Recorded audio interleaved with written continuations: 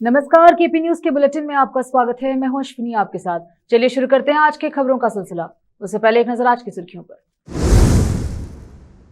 बीदर शहर की ईदगाह सुन्नी में एक उम्मीद केंद्र की स्थापना की गई। बीदर कल्चरल फेस्टिवल 2025-26 नवंबर को शुरू होगा। सीएम परिवर्तन की चर्चा के बीच डीके शिव कुमार का समर्थन करने वाले और विधायक दिल्ली पहुंचे। 10 महीने में 124 बेंगलुरु पुलिसकर्मी निलंबित, पुलिस बल की विश्वसनीयता पर चिंता। सीजीआई सूर्यकांत ने 53वें सीजीआई के रूप में महात्मा गांधी और BR अम्बेडकर को पुष्पांजलि अर्पित की। नहीं रहे धर्मेंद्र, सिनेमा जगत में पसरा मातम, 89 साल की उम्र में ली अंतिम सांस। पेशावर में पाकिस्तानी सैन्य मुख्यालय पर आत्मघाती हमला, 3 लोगों की मौत, घायलों को अस्पताल पहुंचाया गया।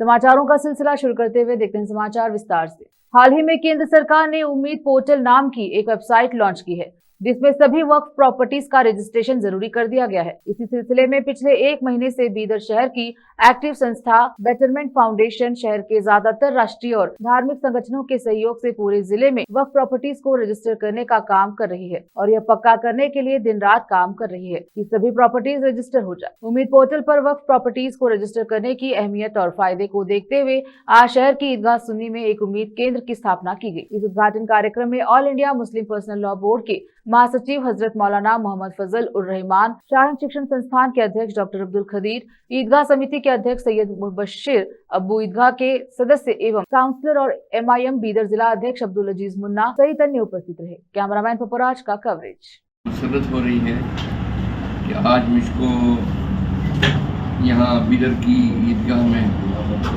जो all India Muslim personal law board की तहरीक के ऊपर उम्मीद पोर्टल पर वक्फ की जायदाद को अपलोड करने के सिलसिले में जो हेल्प डेस्क बनाया गया, जिसका इनॉग्रेशन डॉक्टर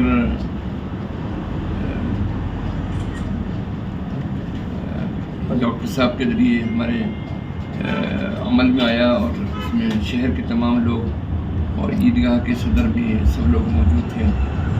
तो मुझे बड़ी खुशी है कि अल्हम्दुलिल्लाह हिंदुस्तान में एक मॉडर्न में उनकी सरपरस्ती और हिदायत के मुताबिक शहर बीदर में, ज़िले बीदर में उम्मीद पोर्टल पर रजिस्ट्रेशन का काम हुस्न खूबी से चल रहा है और बीदर में हम कोशिशें कर रहे हैं गुज़िश्ता 2-3 साल से कि सारी एक्टिविटीज़ खैर के काम, भलाई को फैलाना, बुराई को रोकना, सारे चैरिटी के काम, मिली मसाइल के से सारे काम जो है मस्जिद को मरकज़ बना के किए जाएँ। तो हम औकाफ़ी जगहों के रजिस्ट्रेशन के लिए भी ये तरीक़ाकार अख्तियार कर रहे हैं। मस्जिद को, एक मस्जिद के इलाके में कितनी जायदादें हैं वो आइडेंटिफाई करके उस मस्जिद के ज़िम्मेदारों तक वो लिस्ट पहुँचाए हैं, उन मस्जिद के नोटिस बोर्ड पे लगा दिए हैं और फोकस्ड काम हो रहा है। अल्हम्दुलिल्लाह अभी हम 60-70% तक शहर बीदर में अल्हम्दुलिल्लाह कामयाब हुए हैं। हम मज़ीद कोशिश कर रहे हैं सबका बरकातहू। जैसा कि उम्मीद पोर्टल का काम ईदगाह सुन्नी बीदर की ऑफिस में एक हेल्प डेस्क के ज़रिए शुरू किया गया था। अल्हम्दुलिल्लाह इस पहल के साथ हमारे बीदर के तकरीबन 60% प्रॉपर्टीज़ का रजिस्ट्रेशन मुकम्मल हो गया है।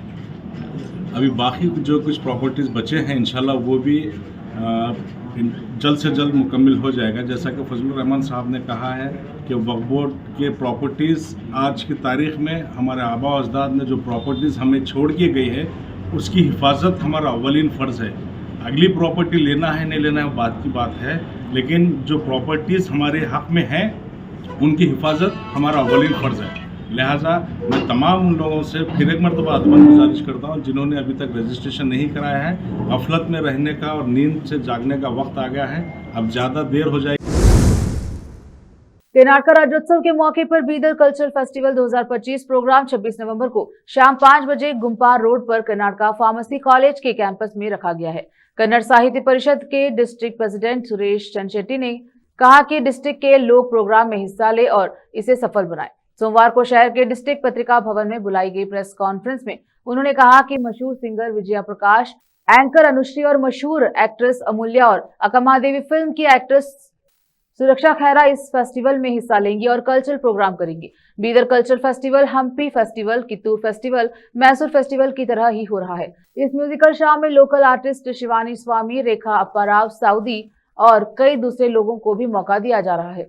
बॉर्डर पर कन्नड़ भाषा, बॉर्डर और कन्नड़ सरकारी स्कूल खत्म होने की कगार पर है। इसी वजह से फेस्टिवल में सिर्फ म्यूजिक ही नहीं बल्कि भाषा और कन्नड़ स्कूलों को बचाने पर भी बात होगी। इसलिए फेस्टिवल में हिस्सा लेने वालों के लिए 1000 रुपए टिकट फीस रखी गई है।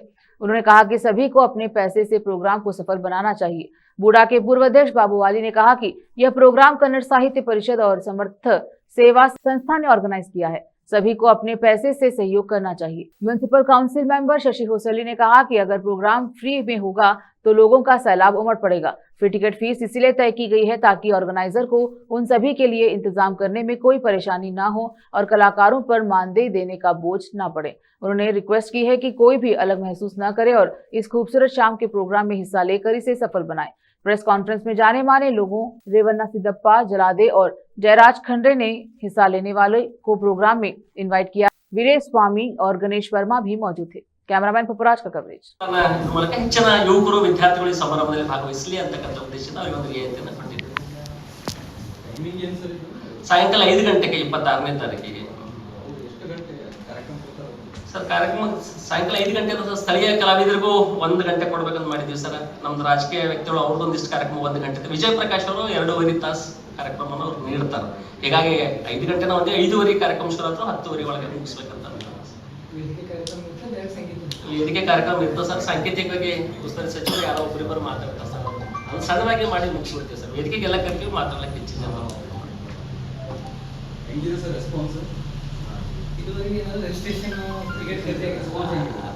ಅಷ್ಟೇನು ಕರೆಕ್ಟಾಗಿ ಗೊತ್ತಾಗ್ತಿಲ್ಲ ಸರ್, ಆದ್ರೂ ಆಯ್ತದ। ಬಟ್ ಈ ಟಿಕೆಟ್ಲಿಂದ ಇದು ಕಾರ್ಯಕ್ರಮ ನಡೀತಾ ಇಲ್ಲ। ನಾವೇನು ಮಾಡಿವಿ, ಇಲ್ಲಿರುವಂಥ ದಾಸಗಳನ್ನ ಗಣ್ಯರನ್ನ ಅವ್ರೆಲ್ಲ ಸಂಪರ್ಕ ಅವ್ರಿಂದ ಒಂದಿಷ್ಟು ಇದನ್ನ ತಗೊಂಡು ದಾಸಗಳನ್ನ ಪಡ್ಕೊಂಡಿ ಸರ್। ಅದು ಈ ಟಿಕೆಟ್ಲಿಂದ ಇದೇನು ಕಾರ್ಯಕ್ರಮ ಆಯ್ತಲ್ಲ, ಬಹಳ ಕಮ್ಮಿ ಇದರಲ್ಲಿ ಅದು ಹೋಗ್ತಿದೆ। ಎಲ್ಲ ಕಾರ್ಯಕ್ರಮಗಳಿಗೆ ಮೆರೆತಿರ್ತಕ್ಕಂಥದ್ದು ಮಾಧ್ಯಮ। ತಮ್ಮೆಲ್ಲರಲ್ಲೂ ಒಂದು ವಿನಂತಿ ಇದೆ, ಸಾಹಿತ್ಯ ಪರಿಷತ್ತು ಮತ್ತು ಸಮರ್ಥ ಸಂಸ್ಥೆ ಒಂದು ವಿನೂತನವಾದಂಥ ಒಂದು ಕಾರ್ಯಕ್ರಮವನ್ನು ಆಯೋಜಿಸಿದೆ। ಇದು ಬಹಳ ದೊಡ್ಡ ಕಾರ್ಯಕ್ರಮ ಯಶಸ್ವಿಗೆ ತಮ್ಮ ಸಹಕಾರವನ್ನು ಕೊಡ್ತಾ ಜಿಲ್ಲೆಯ ಜನರಲ್ಲಿ, ಸಾರ್ವಜನಿಕರಲ್ಲಿ ಈಗಾಗಲೇ ಎಲ್ಲ ರೀತಿಯ ತಯಾರಿಗಳನ್ನು ಅವರು ಮಾಡಿಕೊಂಡಿದ್ದಾರೆ। ನಾವು ಆಗಲಿ ಅಥವಾ ಶಶಿ ಹೊಸಳ್ಳಿ ಆಗಲಿ, ವೇದಿಕೆ ಮೇಲೆ ಕೂತ ಎಲ್ಲ ಹಿರಿಯರಾಗಲಿ, ಅವರ ಕಾರ್ಯಕ್ರಮದ ಎಲ್ಲ ತಯಾರಿಗಳಿಗೆ ನಾವು ಸಹಕಾರವನ್ನು ನೀಡ್ತಾ ಇದ್ದೇವೆ। ಆ ಕಾರ್ಯಕ್ರಮ ಇದೆ ಜಿಲ್ಲಾ ಸಾಹಿತ್ಯ ಪರಿಷತ್ತು ಮತ್ತು ಸಮರ್ಥ ಸಂಸ್ಥೆ। ಹಾಗಾಗಿ ಸಾರ್ವಜನಿಕರಲ್ಲಿ ಇನ್ನೂ 2 ದಿನ ಕಾರ್ಯಕ್ರಮ ನಾಡದಿದೆ, ಇವತ್ತು ಮತ್ತು ನಾಳೆ ಹೆಚ್ಚಿನ ಜನ ಈ ಕಾರ್ಯಕ್ರಮದ ಸದುಪಯೋಗ ಪಡ್ಕೋಬೇಕು। युवकरों ಮುಂದೆ रोकते हैं समाचारों का सिलसिला, लेते हैं छोटा सा ब्रेक।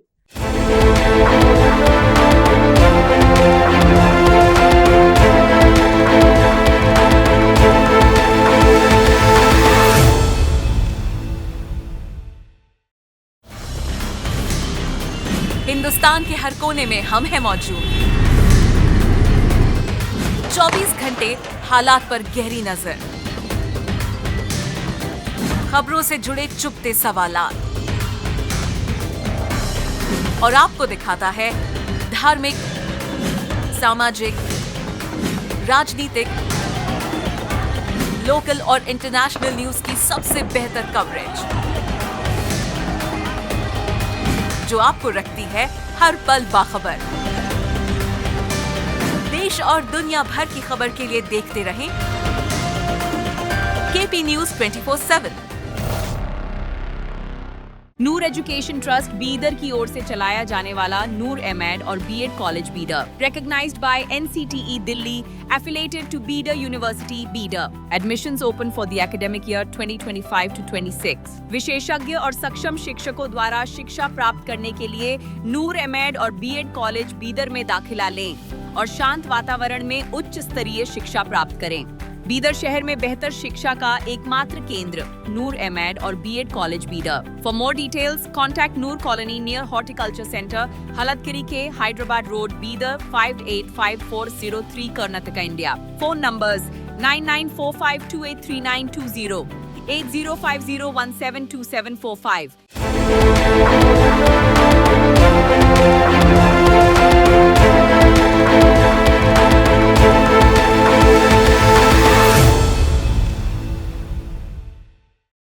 ब्रेक के बाद स्वागत है आपका। देखते हैं समाचार देश के।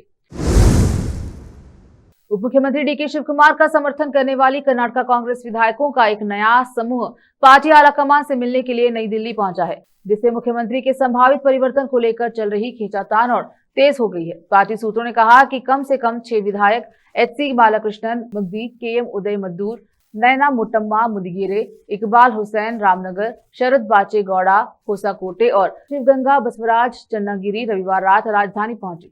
शिव कुमार समर्थक हेमा उन्हें मुख्यमंत्री सिद्धरामैया की जगह लेने के लिए दबाव बना रहा है, जिसके बाद और भी टिप्पणियां आने की उम्मीद है। यह तब हुआ है जब कांग्रेस सरकार ने 20 नवंबर को अपने 5 साल के कार्यकाल का आधा समय पार कर लिया है, जिससे सिद्धरामैया और शिव कुमार के बीच 2023 में सत्ता साझाकरण समझौते की चर्चा फिर से शुरू हो गई है। एआईसीसी अध्यक्ष मल्लिकार्जुन खड़गे फिलहाल बेंगलुरु में हैं और दिल्ली के लिए रवाना होंगे, जबकि वरिष्ठ नेता राहुल गांधी के विदेश यात्रा से लौटने की उम्मीद है।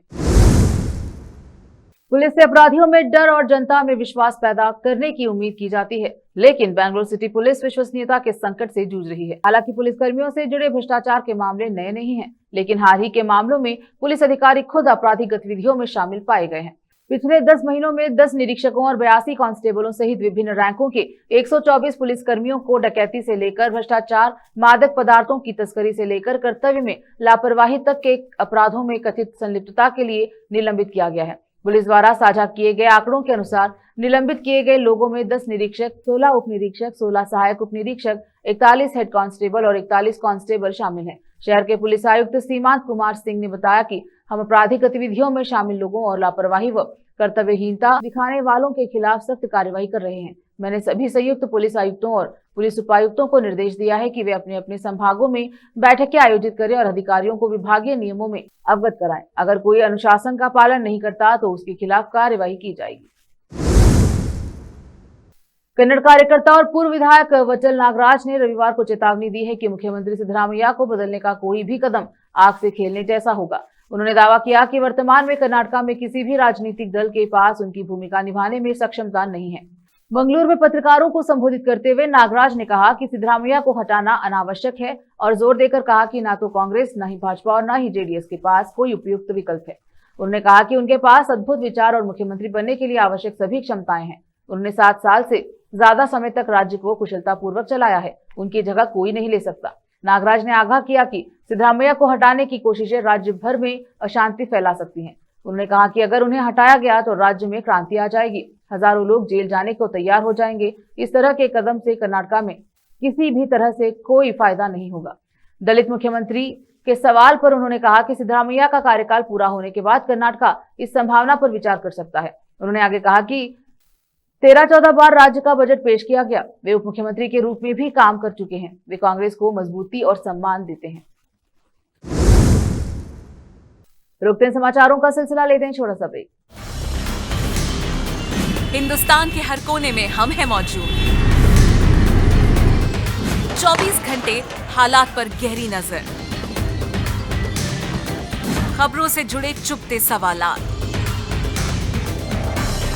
और आपको दिखाता है धार्मिक, सामाजिक, राजनीतिक, लोकल और इंटरनेशनल न्यूज की सबसे बेहतर कवरेज, जो आपको रखती है हर पल बाखबर। देश और दुनिया भर की खबर के लिए देखते रहें केपी न्यूज 24/7। ब्रेक के बाद स्वागत है आपका। देखते हैं समाचार देश के। भारत के मुख्य न्यायाधीश सूर्यकांत ने सुप्रीम कोर्ट परिसर में महात्मा गांधी और डॉक्टर BR अम्बेडकर को पुष्पांजलि अर्पित की।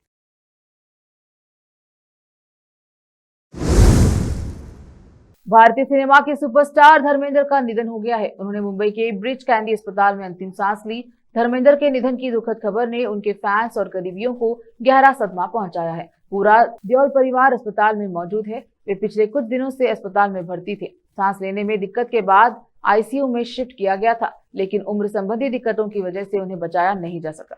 धर्मेंद्र भारतीय सिनेमा के लेजेंड थे। वे अपनी जिंदा दिली के लिए मशहूर थे। उन्हें खूबसूरत शख्सियत की वजह से बॉलीवुड का ही मैन कहा जाता था। उन्होंने 60 के दशक में डेब्यू किया और 70 के दशक में हिंदी सिनेमा के टॉप स्टार बन गए थे। वे 89 की आयु में भी सक्रिय थे और सोशल मीडिया पर अक्सर फैंस के साथ इंटरेक्शन करते थे, लेकिन अब वो हमारे बीच नहीं रहे। थल सेना प्रमुख जनरल उपेंद्र द्विवेदी ने भारतीय नौसेना में शामिल होने के बाद आईएनएस माहे का निर्देशित दौरा किया।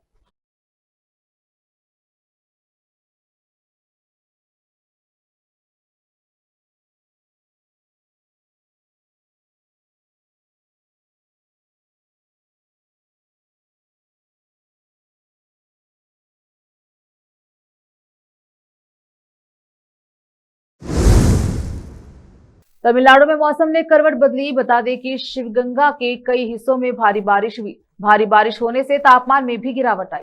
साथ ही कई जगहों पर जलजमाव हो गया, जिससे यातायात बाधित हुआ।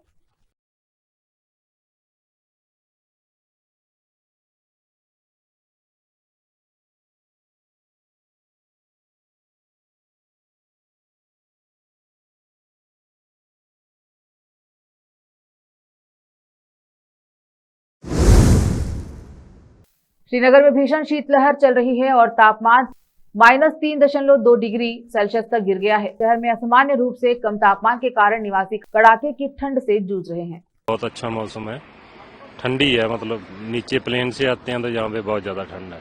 अच्छा है, सवेरे वॉकिंग के लिए बहुत अच्छा लग रहा है। मतलब यहाँ पे आना है तो थोड़ा गर्म कपड़े तो लेकर ही आने पड़ेंगे।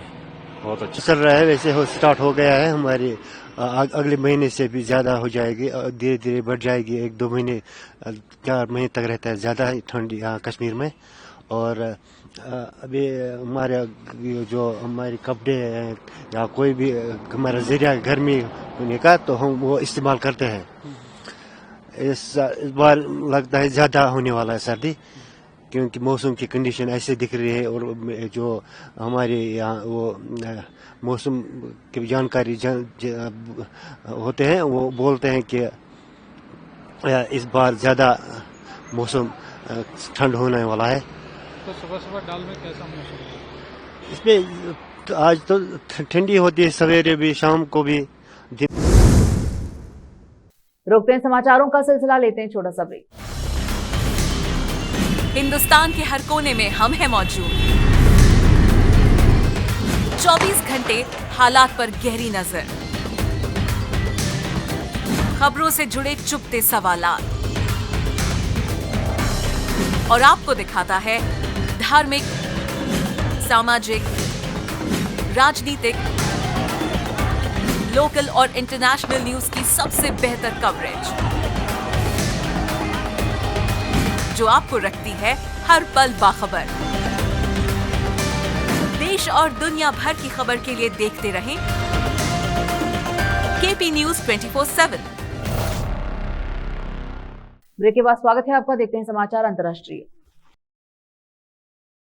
एक चौंकाने वाली घटना में 3 आत्मघाती हमलावरों ने 24 नवंबर को पाकिस्तानी अर्धसैनिक बल मुख्यालय को निशाना बनाया। अधिकारियों ने कहा कि घातक हमले में 3 अर्धसैनिक बल के जवान मारे गए और कम से कम 5 घायल हुए। पुलिस ने कहा कि हमलावरों ने पेशावर शहर में फ्रंटियर कांस्टेबुलरी के मुख्यालय में जबरन घुसते ही गोलीबारी शुरू की। विशेष रूप से बल का मुख्यालय खैबर पख्तूनख्वा प्रांत की राजधानी पेशावर की घनी आबादी वाले इलाके में स्थित है।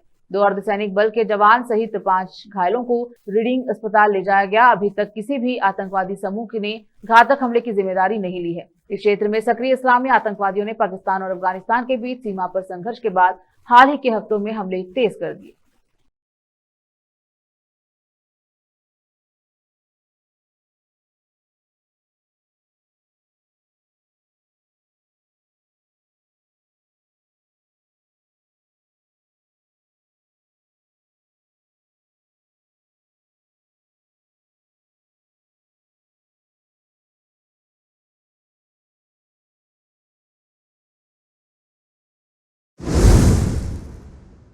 कप्तान दीपिका टीसी ने कहा कि हमें बहुत गर्व है और यह एक बड़ी बात है। हमारी पूरी टीम ने बहुत मेहनत की। यह एक बहुत मजबूत टीम है और अन्य टीमें हमारे साथ खेलने से डरती हैं। हम पुरुष टीम के साथ खेलने के लिए भी तैयार हैं।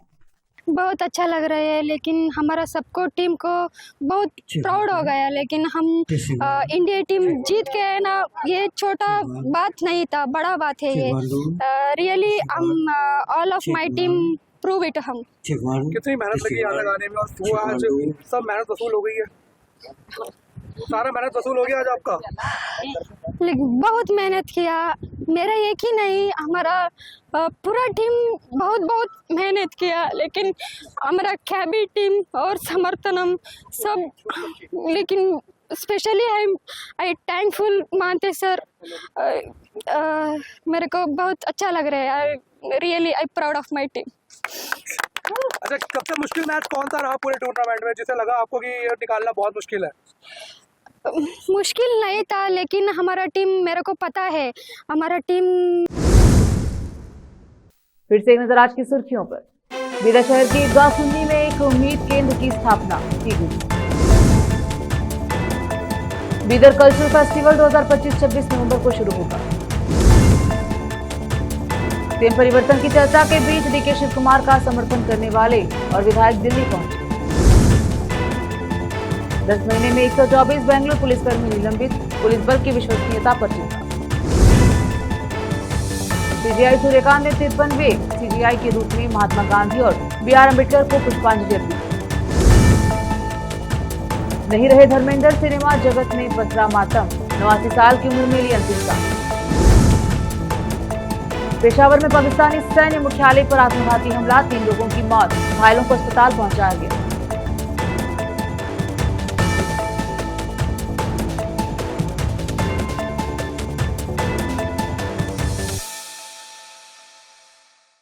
केपी न्यूज के बुलेटिन में अब तक के लिए इतना ही। देखते रहे केपी न्यूज 24/7। अन्य जानकारी के लिए चैनल को लाइक, शेयर, सब्सक्राइब जरूर करें। धन्यवाद।